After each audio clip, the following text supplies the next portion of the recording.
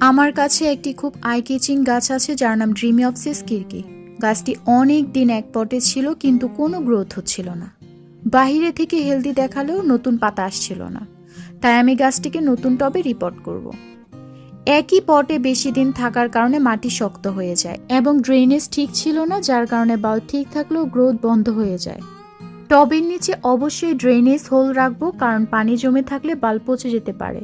ড্রিমিওপসিস কিরকি গাছের জন্য সয়েল খুবই গুরুত্বপূর্ণ। আমি গার্ডেন সয়েলের সাথে কোকোপিট আর অল্প স্যান্ড মিক্স করেছি, যাতে মাটি লুজ থাকে আর পানি জমে না থাকে।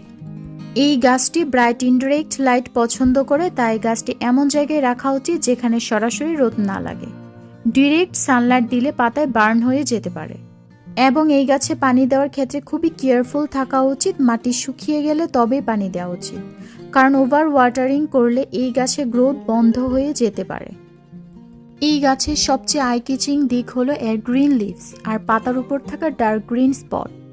এই স্পটেড প্যাটার্ন গাছটিকে খুবই প্রিমিয়াম এবং ক্লাসি লুক দেয়। ইনডোর ডেকোরেশনের জন্য আমার কাছে এই গাছটি একদম পারফেক্ট মনে হয়। ঘরের যে কোনো কোণেই দেখতে অনেক সুন্দর লাগে। এই গাছ শুধু পাতায় নয়, ফুলও খুবই স্টানিং। স্প্রিং বা সামার সিজনে এটি ছোট ছোট হোয়াইট বা লাইট পার্পল ফুল ফোটে। ফুলগুলো বেশি দিন টিকে না, কিন্তু গাছকে আরও ফ্রেশ অ্যান্ড লিভলি লুক দেয়। এই ইনডোর প্লান্টটির সবচেয়ে ভালো দিক হচ্ছে এটি বাতাসকে ফ্রেশ রাখতে সাহায্য করে এবং হালকা অক্সিজেন বুস্ট দেয়। এই গাছের তেমন বেশি যত্নেরও প্রয়োজন নেই, বিগিনার্সের জন্য একদম পারফেক্ট একটি প্ল্যান্ট। এটি ছোট টবেও রাখা যায়, বাট খেয়াল রাখতে হবে যাতে ড্রেনেজ সিস্টেম থাকে, কারণ পানি জমে থাকলে এর বাল্বগুলো পচে যেতে পারে।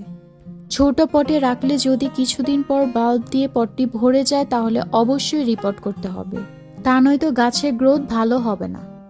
এই গাছটি দেখতে খুবই প্রিমিয়াম লুক দেয়, তাই ইনডোর ডেকোরেশনের জন্য আমার কাছে এই গাছটি একদম পারফেক্ট মনে হয়েছে। ভিডিওটি যদি ভালো লাগে তাহলে লাইক দিন এবং কমেন্টে জানান আপনাদের কেমন লাগলো। আর এরকম আরও গার্ডেন ভিডিও পেতে চ্যানেলটি সাবস্ক্রাইব করে রাখুন।